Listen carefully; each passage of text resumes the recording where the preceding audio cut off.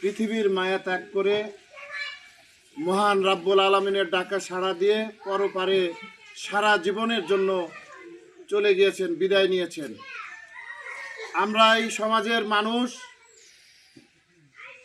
যারা তার পরিচিত বা আত্মীয় স্বজন তারা আজকে জানাজায় শরীক হতে এসেছে। আমরা চির বিদায় জানাবো আমাদের দোয়ার মাধ্যমে। তো জানাজায় মূলত দুটি উদ্দেশ্য আমরা হাসিল করার জন্য এসে থাকি। একটি হলো যিনি চিরতরে আমাদের মাঝ থেকে হারিয়ে গেলেন তার জন্য আমরা মন খুলে প্রাণ খুলে দোয়া করব। আল্লাহ পাক যেন ইহকালের তার সমস্ত জানা অজানা ছোট বড় ত্রুটি বিচ্যুতি গুনাহ মাফ করে দিয়ে আল্লাহ যেন তাকে বেহেশতের মেহমান বানিয়ে নেন। সকলে বলে আমিন। আরেকটি উদ্দেশ্য সেটি হলো আমাদের শিক্ষণীয়, যেটি আমাদের মৌলভী সাহেব ব্যাখ্যা করে গেলেন।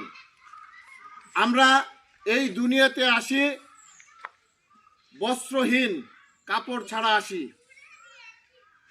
আর এই যাওয়ার আগ মুহূর্তে আমরা নানান ধরনের অর্জন করে থাকি। আমাদের বিলাসিতা অবস্থা অনুযায়ী আমরা নানান কাপড় চোপড় বিভিন্ন ধরনের করে থাকি, জমিদারার ধন সম্পদ। আবার যাইবার সময় শুধু সাদা কাপড়ের এক টুকরা কাপড় নিয়ে আমরা বিদায় নিই। এই যে মাঝে যে আমাদের এখানে যে জার্নিটা, এই যে ভ্রমণ, এই ভ্রমণে আমরা নিজেদেরকে সাজাবার জন্য, গোছাবার জন্য, বিত্ত বৈভব সম্পদ গড়ে তুলবার জন্য নানান ধরনের অন্যায় অপকর্ম হিংসা বিদ্বেষে আমরা জড়িয়ে পড়ি।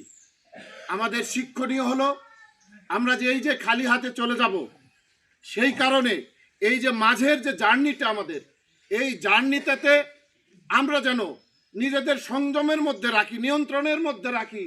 আমরা যেন আমাদের দ্বারা কারো কোনো ধরনের অন্যায় না হয়, কারো সম্পদ কিংবা কারো কোনো ধরনের অর্থ আমরা যেন আমাদের দ্বারা অন্যায়ভাবে আমরা অর্জন না করি। আমরা শুধু এই যে ছোট্ট একটি জীবনের জন্য আমাদের সমাজে নানান ধরনের সংঘাত সংঘর্ষ, নানান ধরনের বিদ্বেষ আমরা তৈরি করি। আল্লাহর হস্তে এই শিক্ষা থেকে আমরা যে কোনো সময় চলে যাব। এই জিনিসটা মাথায় রেখে আমরা যদি চলি তাহলে নিশ্চিত আমরা এই সমাজের যে শান্তি আমরা প্রত্যাশা করি সেটি প্রতিষ্ঠিত হবে ইনশাল্লাহ। আমরা সেই জিনিসটা